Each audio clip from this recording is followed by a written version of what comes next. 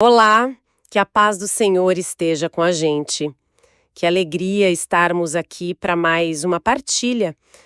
Hoje, as leituras bíblicas deste 22º domingo do tempo comum trazem um convite bem especial, né? Para a gente pensar sobre humildade, sobre gratuidade e sobre o lugar que Deus reserva de um jeito muito particular aos pequenos. Vamos tentar conectar essa palavra tão rica com o nosso dia a dia? Com certeza. É um convite quase revolucionário, eu diria. A liturgia nos propõe uma inversão de valores mesmo. A gente vive num mundo que busca tanto status, a visibilidade, né? E aí vem a palavra e aponta para a humildade, dizendo que ali é que está a verdadeira grandeza, sabedoria. Acho que nossa conversa pode iluminar isso na prática. Isso. E começando já pela primeira leitura do Eclesiástico. Olha, o recado é bem direto. Diz assim: Filho, realiza teus trabalhos com mansidão. E também, quanto maior fores, mais deves humilhar-te. Interessante pensar que essa humildade não é fraqueza, né? É mais um reconhecimento sincero da nossa verdade diante de Deus. É isso. É reconhecer quem a gente é. E o fascinante é que essa atitude, essa humildade, ela atrai a graça de Deus. O texto diz: aos humildes ele revela seus mistérios. É o oposto do orgulho. Para o orgulho, diz a leitura, não existe remédio. Forte isso, né? E a gente vê isso na vida. A dificuldade que temos às vezes de pedir perdão, sabe? Ou a teimosia de querer ter sempre razão. Ou até confundir a autoridade com ser autoritário. A humildade, nesse sentido, ela liberta. Liberta daquela ilusão de que a gente se basta, né? É encontrar o nosso lugar certo. E é ali que a graça age. Faz muito sentido. E essa ideia se conecta bonito com o Salmo 67, né? Que canta um Deus que é pai dos órfãos e defensor das viúvas, um Deus que cuida, que prepara uma mesa especial para quem precisa. O Salmo diz: com carinho preparaste uma mesa para o pobre.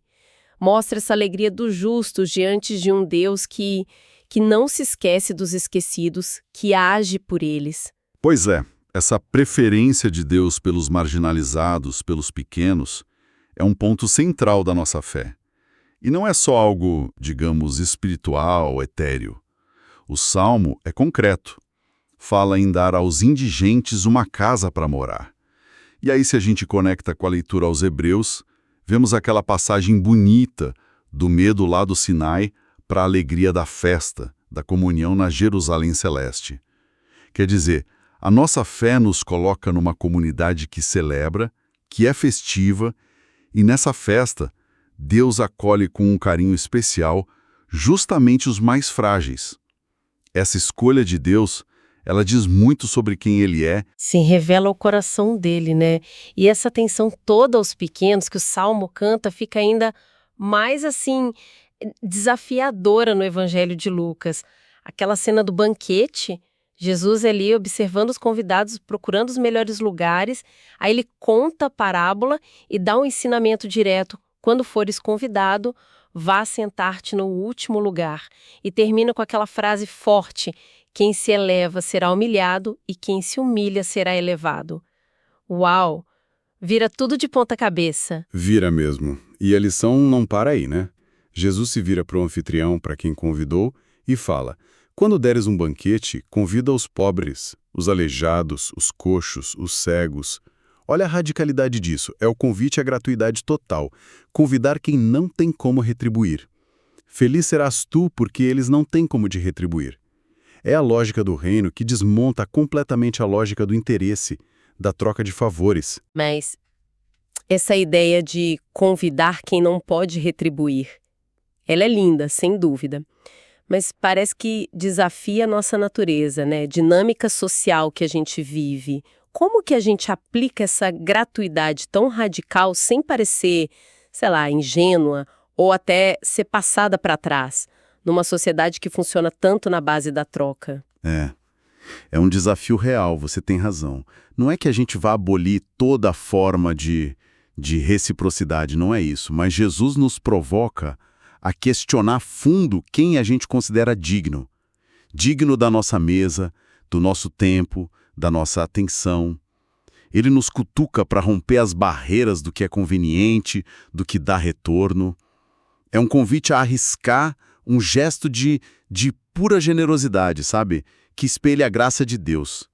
Mesmo que pareça para o mundo algo ineficaz ou ilógico, é para a gente rever mesmo nossas prioridades, nossas exclusões. Entendi. Então, tentando trazer tudo isso para o nosso agir diário, o convite parece ser bem claro. Primeiro, cultivar essa humildade inteligente, né? Que reconhece limites e dons. Segundo, praticar a solidariedade, mas de forma concreta com quem precisa de verdade. E terceiro, exercitar essa acolhida que não faz acepção, que abre espaço para o diferente, para o excluído. Lembrei daquela palavra de Jesus: aprendei de mim que sou manso e humilde de coração. Parece que o caminho é esse mesmo. E é um caminho libertador, viu? Especialmente para quem se sente pequeno ou talvez esteja recomeçando a caminhada de fé. Deus não está procurando o nosso currículo de sucessos, de grandezas humanas. Ele busca um coração sincero, pequenos gestos, sabe? Um lugar que a gente cede, uma partilha simples, ouvir alguém que ninguém ouve, admitir um erro. São esses atos, muitas vezes invisíveis para o mundo, que tornam o reino presente aqui e agora. Não precisa ser nada grandioso. É mais uma mudança de foco, sabe? Tirar o foco de nós mesmos e colocar no serviço ao outro. Resumindo, então, a grande mensagem destas leituras é que a verdadeira grandeza, aquela que Deus valoriza, ela floresce na humildade e no serviço que não busca recompensa, que é um reflexo do amor dele por nós. Exato. E talvez fique uma reflexão para quem nos acompanha.